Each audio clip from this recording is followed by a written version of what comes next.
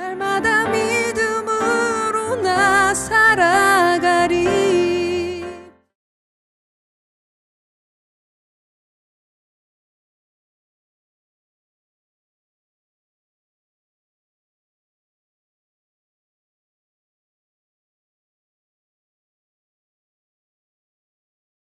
지난 시간에 이어서 이 베드로 전서는 이제 곧 닥칠 현재도 그렇고 또 앞으로 닥칠 믿음의 고난, 그래서 이걸 내다보고 성도들에게 신앙을 좀 견고하게 세워주기 위해서 기록된 서신입니다. 어떻든 간에 이 고난, 믿음의 시련이 왔을 때 이걸 이겨야 되는 것이지 않습니까?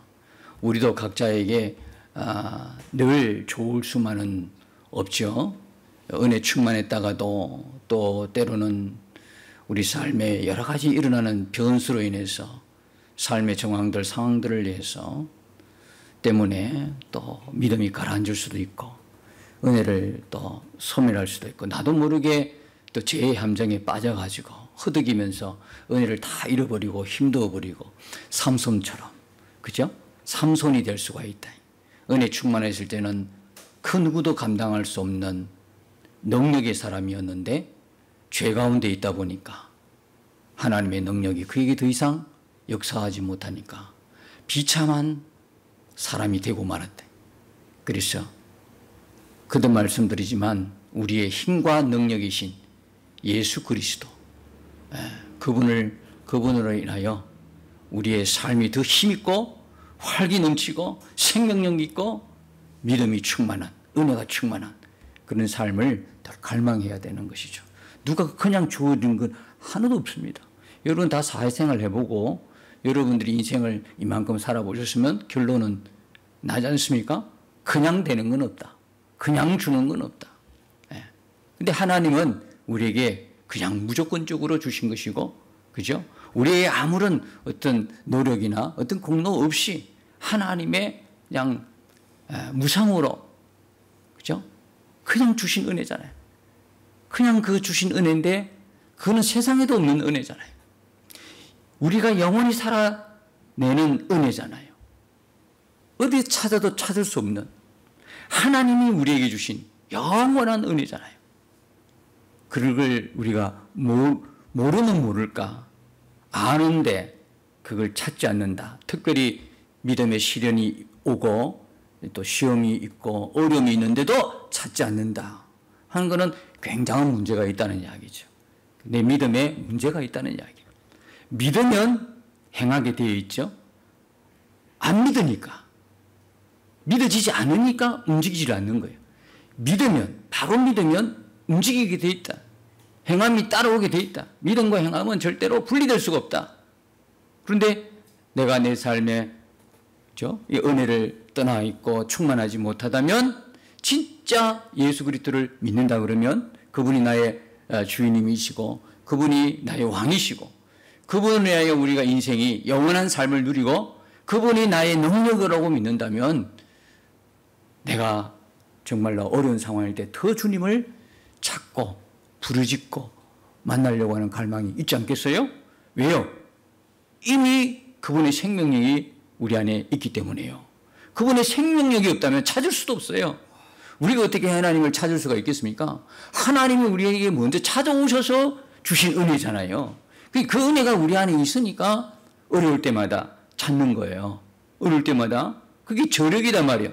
예수 믿는 사람의 저력이라는 거는 그냥 보통 때는 열심도 없는 것 같아요. 보통 때는 뭐가 나사가 하나 빠진 것처럼 허물허물거려요. 근데 진짜 어려움 딱 고난 당하면요. 어떤 일이 벌어집니까? 추위하러 안 나오던 새벽 기도도 나오고 밤에도 나오고 그냥 비료원이라도 가가 막 부르짖고 그럽니다. 저는 그걸 나쁘다고 생각하지 않아요.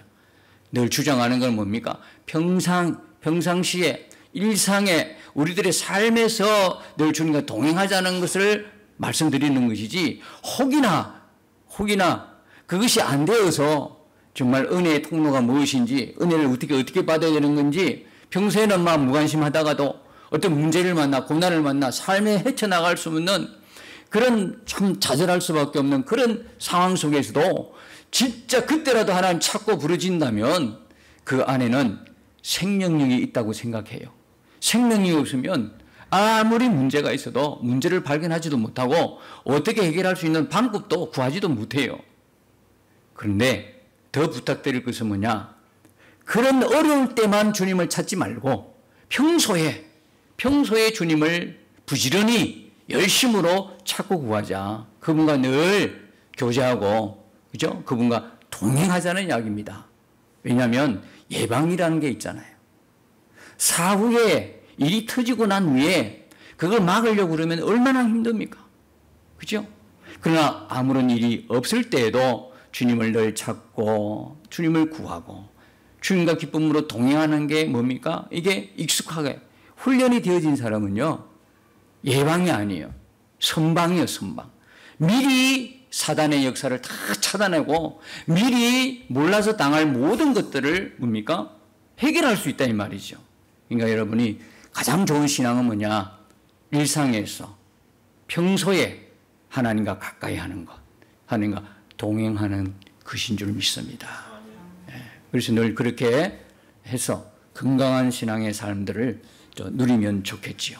이 고난이 왔을 때에 이 저자가 어떻게 될 것인가, 하나님의 은혜를 어떻게 구할 것인가 기록한 서신이라고 말씀드릴 수 있습니다. 그래서 먼저 고난이 왔을 때는 어디로 돌아가라?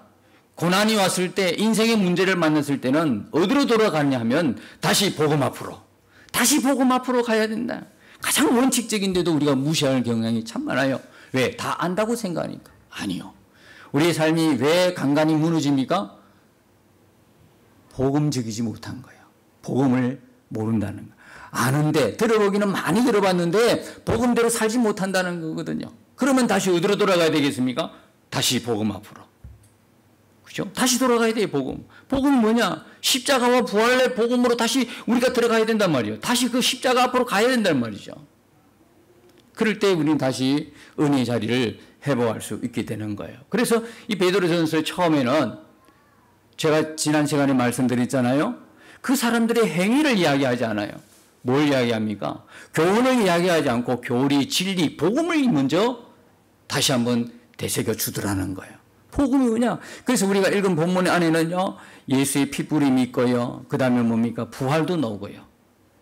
원초적인 십자가의 복음, 부활의 복음으로 다시 돌아가는 모습을 볼 수 있어요. 그래서 1절과 12절 안에는 뭐냐? 하나님이 우리를 위하여 행해 주신 일들을 쫙 하고 정가하는 데 집중하고 있더라는 것. 그래서 이 1장 안에는 하나님도 예수님도 성령님도 다 나와요. 그래서 우리의 복음을 위해서, 우리 구원하기 위한 복음을 위해서 성삼위 하나님이 함께 일하신 모습들, 우리 한 사람의 구원을 위해서 이 성삼위 하나님의 열심을 우리가 또 보게 되는 것이죠. 그러니까 우리가 찬송하지 아니할 수가 없는 거예요. 여러분, 지난 시간에 2절이 얼마나 큰 은혜가 되었어요? 2절에 뭐가 나옵니까? 택하심이 나오고 핏부림이 나오잖아요. 5절에는 뭐가 나옵니까? 구원하심과 보호하심이 나온다. 이걸 2절과 5절을 다 연결을 시켰더니 한 문장으로 뭡니까? 하나님이 택하시고 피 뿌리시고 구원한 하나님의 백성들은 절대로 하나님이 그 구원을 잃어버리게 하지 않으신다. 왜? 하나님이 지키시고 보호하시기 때문에 그래요. 하나님이 지키시고 보호하시기 때문에 끝까지 간단 말이죠. 우리가 그걸 우리 힘으로 이루었다, 우리의 노력으로, 우리의 의지로 이루었다 그러면 언제든지 잃어버릴 수 있다니까. 근데 하나님이 우리에게 행해 주신 것이고 하나님이 주신 거다 말이에요. 하나님이 처음부터 끝까지 이루시는 것이지, 안 그래요? 뭐 하나님의 우리를 구원하신 그 구원에 우리가 협조한 게 뭐가 있습니까? 하나도 없어요. 단 0.0001%도 없어요. 하나님이 그냥 우리를 건져주신 거야. 구원해 주신 거야. 이 사실을 알게 되면, 진짜 믿게 되면 찬송 안 할 수가 없지요. 우리 입술에 왜 찬송이 끊어졌습니까? 그 예전에 그렇게 찬송 많이 하고 찬양하고 룰루랄라 기쁨이 넘쳤던데, 기쁨이 넘쳤는데 지금 왜 찬송하는 입술이 아닙니까? 유행가가 나오고, 지금 뭡니까? 감사가 아니라 불평이 나오고, 불만족이 나오고, 짜증이 나오고. 왜 그렇습니까? 다시 복음 앞으로 돌아가라는 사인이에요. 잃어버린 거예요. 내가 어떻게 구원받았는지를 그 은혜에 대한 감격과 감사가 잃어버린 상태예요. 딱 정답이 나오는 거예요, 이게. 딱 정답이 나와요. 다시 우리를 구원하신 그 복음의 은혜를 회복해야 되는 거거든요. 그래서 자꾸 이 말씀을 하는 거예요. 피 뿌려서 구원한 하나님의 백성을 하나님은 보호하신다, 지키신다. 그러니까 우리 구원은 안전한 거예요. 우리 구원은 안전한 거예요. 그래서 이 베드로 사도가 뭡니까? 가장 첫 번째 심어주는 신앙이 뭐냐면 구속신앙이에요. 우리를 대속해 주신, 우리를 구속해 주신, 뭐로요? 어린 양의 피로. 그래서 핏부림이라는 단어를 여기서 지금 말하고 있어요. 야, 놀랍지 않습니까? 이 핏부림의 단어는 제사용법입니다. 제사제도. 다시 말하면 이 구약의 제사제도가 그대로 뭐 됐다는 이야기입니까? 성취되었다라는 걸 말씀하고 있는 거예요. 그 제사제도가 결국 누구를 이야기하는 겁니까? 예수 그리스도의 핏부림, 예수 그리스도의 십자가를 이야기하는 거예요. 예수 그리스도가 뭡니까? 우리를 대속하여 죽으실 어린 양으로 오셔가지고 그 죽음을 통하여 우리를 구원한다. 근데 그것이 이루어졌다 하기 위해서, 표현하기 위해서 뭐라? 핏부림이라는 단어를 쓰고 있는 거예요.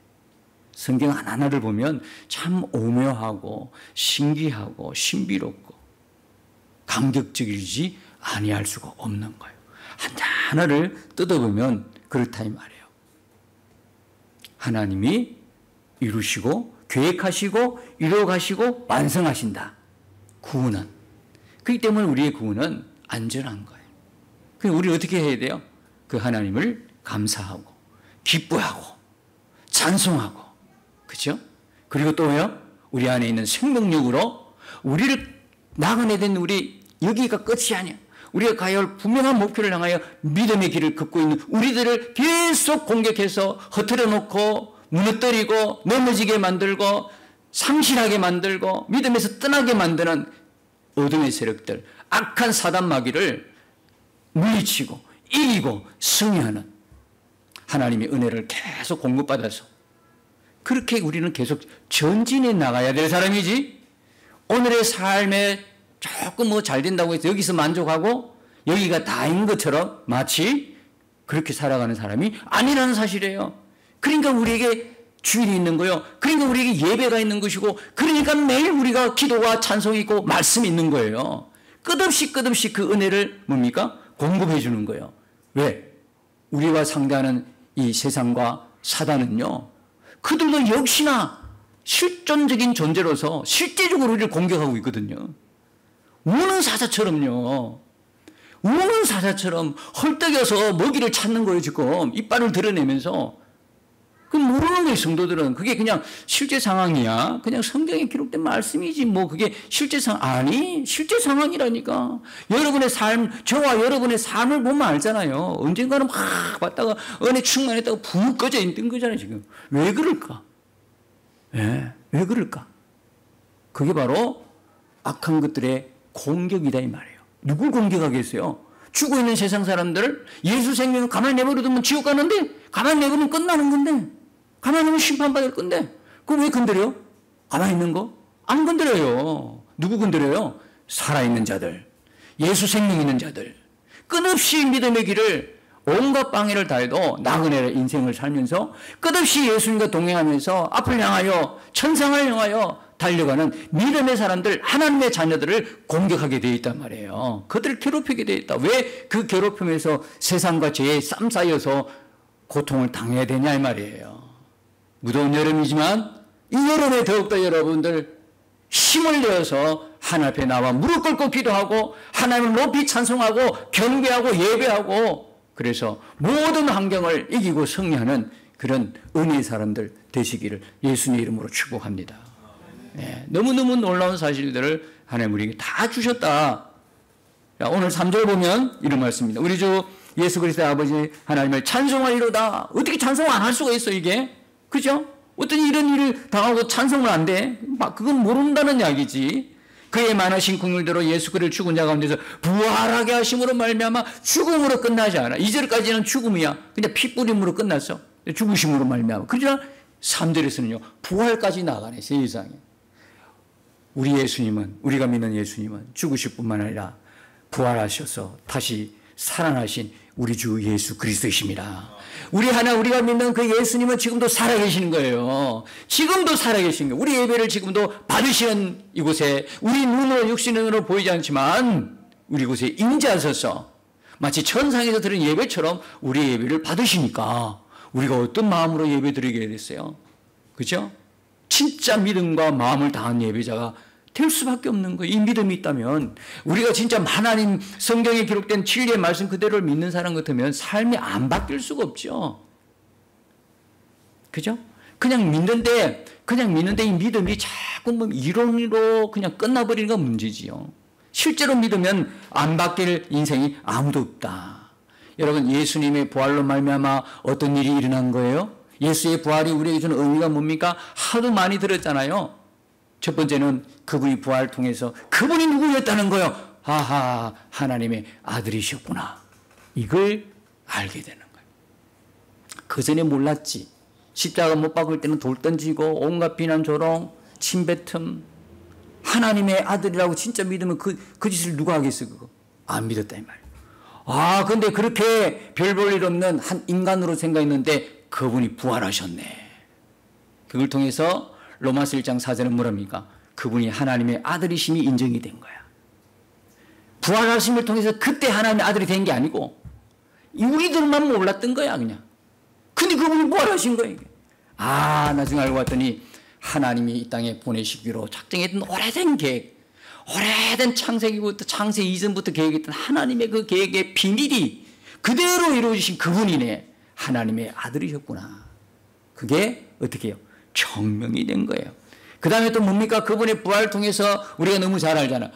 부활은 뭡니까? 죽음을 다시 사망의 근세 잡은 자를 이긴 승리의 부활이잖아요. 부활했던 거예요. 사망을 이겨버린 거예요. 사망을. 승리했다. 또 이 부활을 통해서 뭡니까? 우리의 죄가 완전히 청산이 되었다는 거예요. 제가 늘 쓰는 예화가 있잖아요. 우리의 빛을 그분이 대신 지셨어요. 우리의 빛, 죽음의 빛, 그죠? 죄의 삭은 사망이니까 우리가 지은 빛이 보통 빛이 아니에요. 1억 2천 몇 조 이런 문제가 아니에요. 이 세상에 돈으로 환산할 수 없는 거 이게. 죄는 사망이니까 사망을 뭐로 여러분이 돈으로 환산하겠어요? 이건 죽음으로밖에 갚을 길이 없는 거죠. 근데 죄인이 죽어봤자 아무 소용이 없는 거예요, 이게. 도대체 우리 인간으로는 해결할 방법이 없는 거예요. 그래서 예수님의 십자가와 부활은 모든 인생의 답이에요. 모든 인생이 다 풀 수 없어, 해결할 수 없는 것을 십자가와 부활로 주님이 해결해 놓으신 거예요. 그리스도의 삶이라는 것은 십자가와 부활 안에 다 포함이 된 거예요. 우리 눈이 짧아가지고 세상만 쳐다보니까 뭔 십자가 부활이요? 이렇게 생각하지만 진짜 믿음의 눈으로 보면 십자가 부활 앞에 모든 인생이 다 들어가 있는 거예요. 이게 문제가 다 해결되는 거예요. 여기 십자가 부활 앞에서 다 해결될 수밖에 없는 거예요. 그러므로 예수님이 부활하셨다는 이야기는 뭐냐면 우리의 뭡니까? 우리가 감당해야 될, 우리가 담당해야 할 그 몫을 그분이 다 해결했다는 거예요. 그분의 죽음을 통하여, 그분의 죽음으로 끝나버리면 이분이 도대체 나 대신에 빚을 갚으러 가셨는데 어떻게 되는지 우리 알 길이 없어. 빚 갚으러 간 분은 소식이 없어. 빚을 갚으러 갔다니까. 죽음 후에 죽음으로 끝나버리면, 십자가만 있다면, 예수의 부활이 없다면 도대체 그분이 나의 빚을 지는 건 알겠는데 어떻게 되느냐? 결과를 모르잖아요. 우리의 빚이 사망이니까. 그잖아요? 근데 그분이 사망의 어둠을 뚫고 부활하셨네. 그 이야기는 무슨 이야기냐? 우리의 사망, 죄의 싹, 죄의 빛이 다 깨끗하게 완전히 청산되었다 이야기란 말이에요. 이게 얼마나 감격적인 거예요, 이게. 우리 행위로 뭘 어떻게 갚아, 그걸. 이미 하나님이 다 해결해 놓으신 걸. 우리는 그걸 믿음으로 구원받는 거예요. 우리가 뭔 선행이야? 무슨 공로야? 뭘 어떻게 하겠다고? 우리의 행위로? No, 아닙니다. 하나님이 해주신 겁니다. 그걸 믿을 뿐입니다. 그 생명력이 내 안에 들어오면 아무렇게 못 살지. 안 믿으니까, 십자가의 은혜를 안 믿으니까, 부활의 은혜를 입지, 그걸 안 믿으니까 뻔히 알면서도 죄 짓는 거예요. 진짜 바로 믿으면 지어내도 못 짓지 그걸 어떻게 지어요. 그 은혜와 감사와 감격이 얼마나 큰데 그럼 어떻게 무시하고 십자가 무시하고 예수님 무시하고 예수님 부활 안 믿고 이러니까 죄 짓는 거예요. 이러니까 세상이 넘어지는 거예요. 다시 그래서 우리가 항상 십자가 부활 복음으로 돌아가는 거예요. 예수님이 부활했다는 이야기는 우리의 모든 죄가 깨끗하게 완전히 청산됐다는 의미이란 말입니다. 그러니까 우리가 찬송할 수밖에 없는 거죠. 그 다음에 예수님이 부활했다는 게 뭘 의미합니까? 하나님의 성경, 하나님 말씀 모든 말씀이 그대로 이루어진다는 거예요. 지금까지 다 이루어진다 하나 남았어요. 뭐예요? 예수님의 재림. 예수님 재림 때는 어떤 게? 첫 번째 오실 때는 우리를 구원하기 위해서 십자가 돌아가신 분, 십자가에 죽으신 분이지만 예수님이 재림할 때 다시 오실 때는요, 심판주로 오셔요. 그렇죠? 의인을 구원하시고 죄인은 심판하신단 말이에요. 심판주로 오신다는 게 확실하게 정리된 거예요. 너무 놀랍잖아요. 그러면 그분은 이제 앞으로 재림에 앞으로 될 일이야. 지금은 뭐하고 계신가? 지금 뭐예요? 로마서 8장 34절에 보니까 어떤 말씀이 있어요? 죽으실 뿐 아니라 다시 살아나신 이는 그리스도 예수시니 그는 하나님 우편에 계신 자요 우리를 위하여 간구하시는 자신이라. 지금 뭐예요? 우리를 위하여 간구하셔요. 우리를 위하여 기도해 주시는 분이에요. 성령도 우리를 위하여 기도해 주시고 예수님을 위하여 기도해 주시고 토탈 합쳐서 하나님은 우리의 믿음을 위해서 우리를 위해서 기도해 주시고 계신다 이 말이에요. 한시도 쉬시는 분이 아니야. 그나마 지금이라도 그나마 지금 이 상태라도 믿음을 유지할 수 있는 것은 그분이 우리를 돌보시고 지키시고 보호하실 뿐만 아니라 우리를 위하여 간구해 주시기 때문에 그런 거예요. 우리 잘난 게 아니에요. 기억하세요. 나는 여전히 하나님 눈높이를 맞출 수 없고 여전히 죄 가운데 있고 여전히 무너져 있고 여전히 아무것도 할 수 없는 무기력함이 있어도 이 순간에도 하나님 나를 붙들고 계신다는 사실. 진짜 이게 믿어지면 가만히 있을 수 있겠어요? 주변에 돌아보니까 사람도 없어. 나를 도와줄 사람도 없고 사람 나를 다 떠났어. 그렇게 옛날에 내가 잘 할 때는 사람들이 많이 찾아왔는데 내가 다 빈털터리가 되고 아무것도 없고 실패하고 내 그 맡은 사람 다 떠나고 없네. 아무도 없어. 돌아보니. 우리는 너무나 때로는 믿음이 있는 것처럼 보이지만 너무나 연약한 존재라 눈으로 보고 귀로 듣고 말하는 것에 너무 자극을 많이 받아요. 상처를 많이 받아요.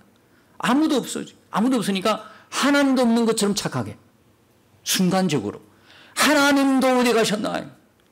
그래서 그런 고난을 때 늘 우리들이 하는 이야기가 있잖아요. 하나님 살아계시다면 내려와 보세요. 나를 만나주세요. 이거잖아요. 이 이야기잖아요. 항의하는 거야, 항의. 하나님이 안 보이니까. 그분은 우리 육신의 눈으로 보는 분이 아닌데 착각하는 거예요. 그런데요, 잊지 마세요. 하나님의 말씀 뭐라고 이야기하십니까? 그런 순간에도 한 번도 나를 떠나시지 않으신 분이 우리의 하나님 아버지라는 거예요. 한 번도 안 떠났어. 근데 이게 진짜 믿어지면 어떻게 될까? 삶이 안 바뀔 수가 없지. 삶이 바뀌지 말라고 해도 바뀔 거예요. 이게 안 믿어지니까 말만 그런갑다 요 정도지. 진짜 이게 믿어지면 늘 함께 계시는 하나님, 그게 믿어지면 어떻게 우리가 삶이 안 달라지겠어요? 이건 진짜 심각한 문제지. 그래서 그분은 앞으로도 그렇고 예전에도 그렇고 지금도 우리를 위해서만 존재하시는 것처럼 우리를 위해서 지금도 간구하고 계시다는 사실을 믿어야 할 것입니다. 이 그리스도의 부활로 인하여 4절에 보니까 이런 일이 있어요. 썩지 않고 더럽지 않고 쇠하지 아니하는 유업을 있게 하시나니. 유업 잘 아시죠? 유산이에요. 유산. 남겨주는 유산이잖아요. 유업을 쉽게 표현하면. 근데 이상해요. 우리가 쓰는 단어가 아니야. 어떤 단어야? 썩지 않고. 아니, 다 썩는 거야. 우리가 세상에 다 각종 좋다는 거 있잖아요. 재물도 그렇고요. 또 뭐가 있어요? 물질, 재물, 물질, 하여튼, 내가 물려받은 유산이 조금이라도 있다면, 이 세상의 모든 것은요, 이 단어하고 맞지 않아요. 다 썩는 거예요. 없어질 거예요. 다 더러운 거예요. 그 다음에 뭡니까? 쇠하지 아니한다? 아니죠. 영원하지가 않아. 우리가 그렇게 좋아 보이는 모든 것도 영원하지가 않아. 영원이라는 단어 앞에서는 다 무릎을 꿇어요. 왜? 영원이라는 단어는 예수님만 하시는 단어이기 때문에 그래요. 다 무릎을 꿇어요.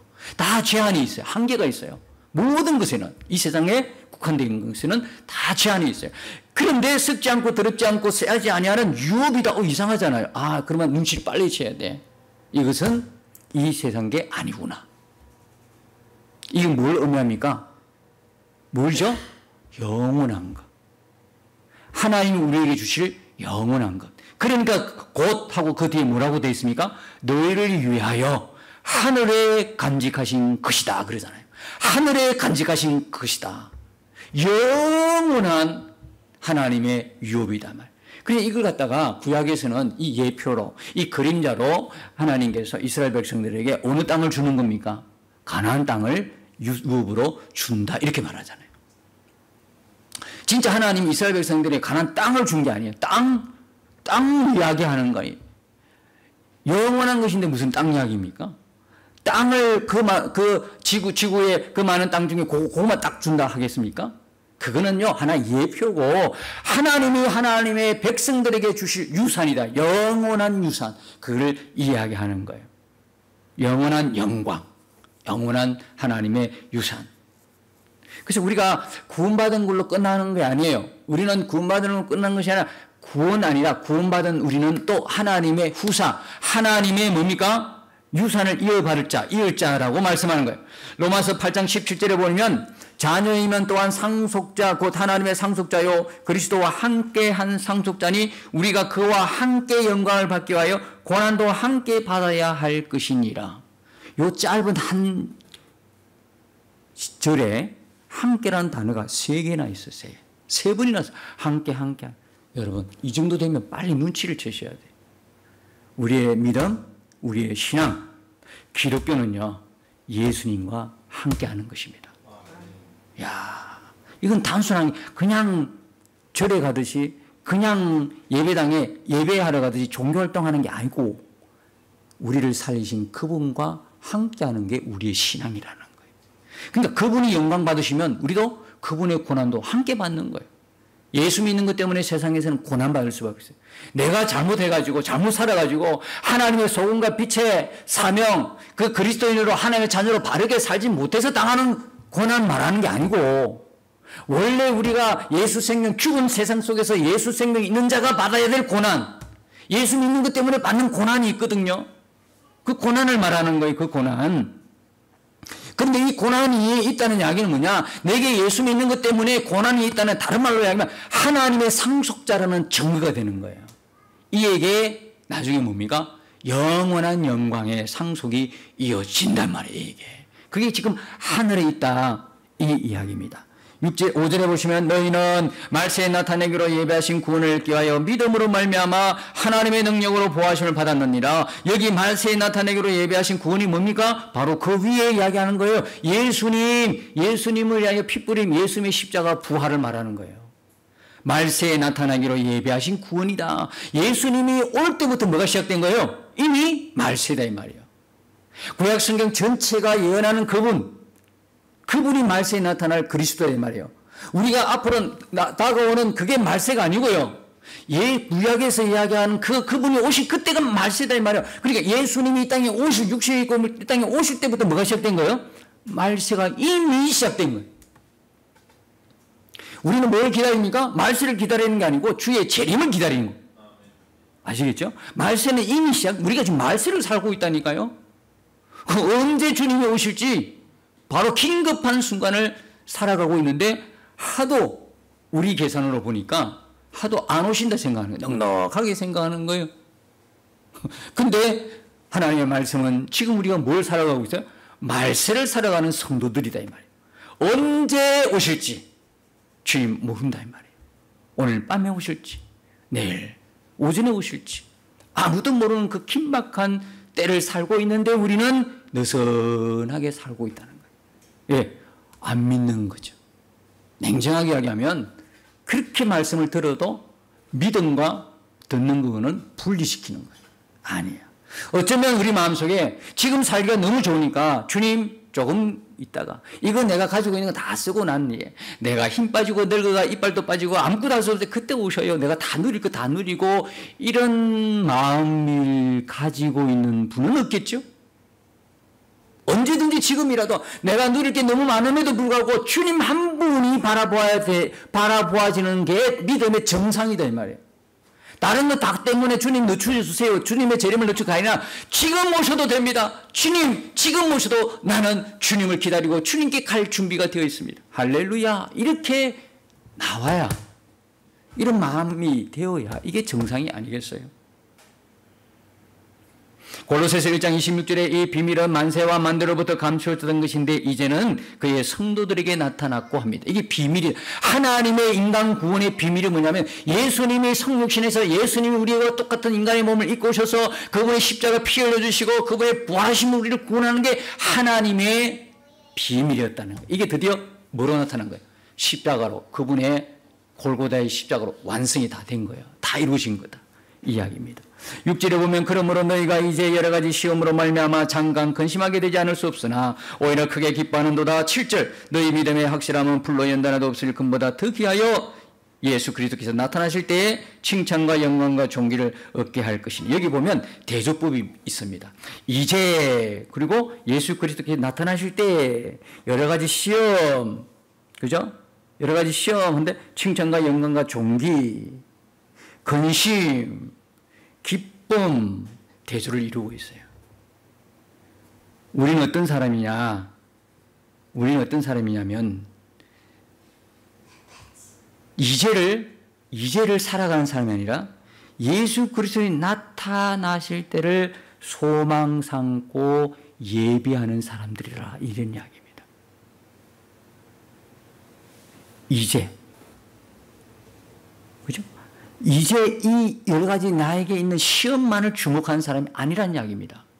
이제 내가 닥치는 이 잠깐의 근심만 주목한 사람이 아니란 이야기입니다.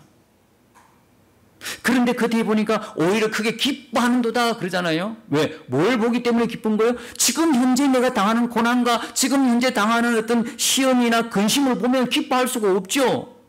그런데 어떻게 기뻐합니까? 어떻게 기뻐해요? 이런 시련과 연단, 이것이 결국은 뭐예요? 불로 연단해도 없어질 금보다 더 귀한 믿음으로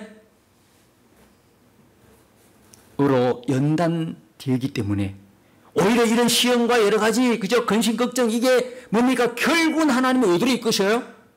불로 연단해도 없어질 금보다 더 귀한 믿음의 결정체로 하나님이 이끌어 가시기 때문에 지금 현재를 주목하는 것이 아니라 예수 그리스도가 나타냈을 때 그 영광과 칭찬과 존귀를 바라보는 사람에게만 뭐가 있다는 거예요? 지금 많은 여러 가지 시험과 연단과 고난 속에서도 뭐 할 수 있다? 기뻐할 수 있다는 거예요.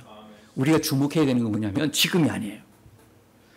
우리의 눈을 열어 소망의 그날을 바라보는 거예요. 그런데 지금 가정에서는 지금은 잠깐 걱정하는 것 끝이 보이고 지금은 잠깐 여러 가지 시험 때문에 참 고난 가운데, 그런데 그걸 갖다가 하나님은 내버려 두지 않고 우리를 불로 연단해도 없어질 금보다 더 귀한 믿음의 결정체로 만들어가는 가정이라는 거예요. 아브라함도 그래 왔고요, 다윗도 그래 왔고, 모든 믿음의 사람들 그렇게 이끄신 하나님이 우리도 똑같이 이 시대에 우리도 똑같이 예수님 재림 직전까지 모든 그리스도인, 예수 생명 있는 모든 그리스도인들을 하나님이 지키시고 부하시면서 그렇게 믿음의 연단을 통해서 하나님이 인도하시고 이끌어 가신다는 거예요. 실망할 이유가 하나도 없어요. 지금 비록 내게 고난이 있더라도, 지금 내게 비록 어려움이 있더라도 뭐예요? 하나님이 이걸 이끌어 가신다는 거예요. 그럼 오직 내 눈은 뭘 봐야 돼? 예수 그리스도가 나타나실 그 영광과 칭찬 그날을 주목하는 거예요. 그러니까 내가 믿음의 뭡니까? 연단을 통해서도 덕분이 세워질 뿐만 아니라 기뻐하며 이 나그네 길을 충분하게 풍성하게 걸어갈 수 있단 말입니다. 그 비결이 오직 나를 단련하시는 그분께 있음으로 말미암아. 그래서 8절에는 예수를 내가 보지 못하였으나 사랑하는도다. 이제도 보지 못하고 믿고 말할 수 없는 영광스러운 즐거움으로 기뻐하니, 여기 뭐가 나옵니까? 사랑이 나옵니다. 믿음이 나옵니다. 기쁨이 나옵니다. 지금 우리가 해야 할 일을 이야기해 주고 있어요. 뭘 이야기합니까? 사랑을, 예수님 사랑, 믿음, 기쁨. 짝을 이루고 있어요. 사랑과 믿음이 짝을 이루고 있어요. 기쁨도 짝을 이루고 있어요. 이게 뭐냐면 그리스도인이라는 거예요. 그리스도인은 정의가 뭡니까? 믿음, 사랑, 기쁨의 사람이에요. 이게 우리가 지금 삶을 이렇게 살아가야 하는 것을 말씀하고 있어요. 이 믿음이 결국 우리 영혼을 구원한다 이 말이에요. 여러분, 사랑하면 나타나는 것, 현상이 있죠. 예수님 사랑하는 거예요. 우리에게 예수의 생명이기 때문에 당연히 예수님을 사랑한다 고백하고 사랑하고 사는 거예요. 근데 사랑하면 나타나는 현상이 뭡니까? 같이 있고 싶은 거야. 늘 함께 하고 싶은 거야. 그렇죠? 사랑하는 사람이 생겼다. 그러면 늘 함께 하고 싶은 거야. 그러니까 우리가 예수님을 사랑하면 뭐가 이루어지는 거예요? 동행이 이루어지는 거예요. 함께 있고 싶으니까. 함께 있고 싶으니까. 그래서 사랑과 동행은 하나예요. 사랑과 동행은 떨어진 단어가 아니라 하나예요. 또 사랑하면 뭡니까? 무슨 일이 벌어요? 상대를 알고 싶어요. 상대에 대해서 알아가는 갈망이 점점 커져요. 저 사람 뭘 좋아할까? 취미는 뭘까? 뭘 잘 먹을까? 어떤 옷을 좋아할까? 뭐 온통 관심이 그 사람에 대해서 다 꼽히게 되어 있는 거예요. 여러분, 그 시간들이 뭐냐면 내가 예수님을 사랑하게 되면 상대방을 알고 싶어하는 그 시간이 뭐냐면 기도 시간이에요. 왜? 기도는 그분하고 뭡니까? 같이 있고 같이 대화하는 시간이거든요. 기도는 뭔가 그분과 교제하고 교통하는 시간이거든요. 그러니까 기도하는 사람이 사랑하는 사람이야. 다른 말 필요 없어요. 예수님 사랑은 뭐로 나타나요? 기도로 나타나는 거예요. 기도하는 사람이 예수님을 사랑하는 사람이에요. 자꾸 기도 안 하고 내 인간적인 생각, 내가 배워왔던 이 학문적인 것, 이론적인 것 계속 그걸 갖다가 가는 사람은 예수님 사랑하는 사람이 아니야. 똑똑하지. 똑똑한데 사랑하는 건 달라. 사랑하는 사람은 예수님의 이름으로 기도하는 사람이에요. 사랑하는 사람은 기도하는 사람이에요. 그리고 그분이 나에게 써준 연애 편지를 늘 읽어요. 성경입니다. 성경 읽는 사람이 예수님을 사랑하는 사람입니다. 여러분, 좀 덥다고 해서 좀 처진 느낌이 있어요? 매일매일 우리가 알 수 있잖아요. 다시 분발해서 성경 읽으십시다. 성경 읽는 게, 하나님 말씀 가까이 하고 성경 읽는 게 예수님을 사랑하는 사람입니다. 사랑하는 사람은 순종합니다. 그 사람, 사랑하는 사람 말씀에 다 순종하죠. 하나도 거절하지 않습니다. 거부하지 않습니다. 불순종하지 않습니다. 그분이 기뻐하는 일은 나도 기쁘고 그분이 싫어하는 건 나도 싫어합니다. 여러분, 제 가운데 있는데 사랑합니다? 틀렸습니다. 그분이 기뻐하는 건 나 기쁜 거야. 그분이 싫어하는 건 싫어하는 거야. 그분이 뭘 싫어요? 세상 사랑하는 거, 우상 섬기는 거, 죄 짓는 거 싫어하시잖아요. 근데 여전히 난 죄 지으면서도 그분 사랑한다? 가짜예요. 항상 주님의 마음을 품고 사는 사람이 사랑하는 사람이에요. 여러분, 사랑하면요, 그 사람을 위해서 죽을 수도 있어요. 그러니까 오늘 저자가 뭐라 그래요? 8절에 보니까 믿음을 먼저 이야기하고 사랑을 이야기해야 될 텐데 사랑을 먼저 이야기하는 거예요. 어디서 많이 들어본 거 아닙니까? 요한복음 21장 15절에 보니까 시몬아, 내가 이 사람들보다 나를 더 사랑하느냐? 이 이야기는 뭐냐면 나를 위해서 죽을 수 있느냐? 이 이야기입니다. 사랑을 먼저 이야기한다는 것은 앞으로 나올 고난도 있고 막 여러 가지 예수 믿는 것 때문에 닥쳐올 그런 거 있잖아요. 그걸 위해서 이 베드로가 미리 이야기를 하는 겁니다. 너희들 예수 위해서, 예수를 사랑하느냐? 그러면 예수 위해서 죽을 수 있느냐? 순교까지 할 수 있느냐? 순교는 최고의 신앙의 꽃이죠. 사랑하니까 죽을 수 있단 말입니다.